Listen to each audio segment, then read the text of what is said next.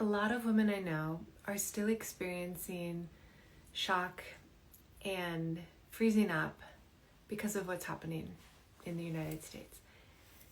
And I want to encourage you to engage in actions that give you a chance to move out of the feeling of shock about what's happening and move into a place of action.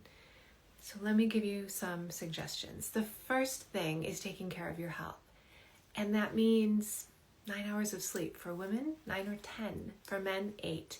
And if you're shortchanging yourself on sleep, it's time to take inventory and put yourself to bed on time. The second aspect of health is your nutrition and moving your body. A 20-minute walk every day is essential to your mental health and your physical health. Being active improves your mood. There is the least prescribed and perhaps the quickest acting antidepressant is movement. Walking releases natural hormones to help you feel better. So, taking care of our health is one of the most important things that we can do while we're experiencing a lot of stress in the world. The second aspect is social. We need to be social, and that means getting out and about. If you are inclined to just put your head down and go to work and go home, I'm speaking directly to you. You have to get out and socialize. It means extending invitations to people you haven't seen in a while, getting out of your usual routine, or if you see a couple people, reach out and see people you haven't seen in a while. I went last night to a women's meetup in San Francisco, and it was so much fun. I talked to so many women who came there alone, as did I, and we had a great time. And what that does is it charges our batteries. It gives us a sense of feeling part of and connected to our community. And all the research shows that having an active social life helps us live longer, healthier. Not just live longer, but be healthier, less stress.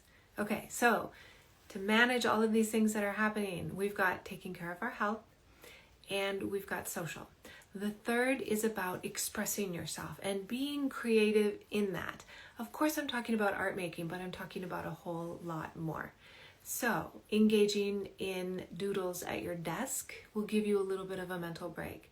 And being creative in a longer term project is so good for your mind. A repetitive project like knitting, crochet, working on the same art piece over time, committing to just a few minutes a day, or 20 minutes 3 times a week will absolutely improve your brain. It gives you a sense of perspective and flow, slows you down, helps you make contact with the present moment, and that in turn improves our physical and our mental health. There's also creativity in terms of what you could possibly do to contribute in the world. I mentioned before that I hosted a benefit for an organization called I Support the Girls. And it met several needs. I invited a few friends over. We collected bras and underwear for the organization I Support the Girls. And we collected over 100 objects to donate, new bras and underwear, to give to women's shelters. And this not only allowed us to connect in a social way, it allowed us to feel more connected to our community.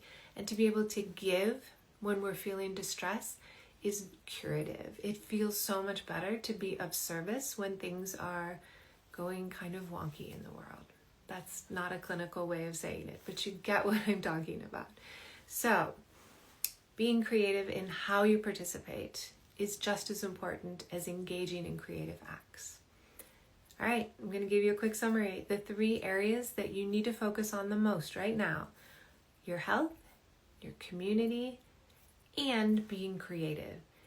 And if you need some additional ideas, check the comment section, because I want to encourage everyone to drop in an idea that you've been mulling over or partaking in to help you feel better right now.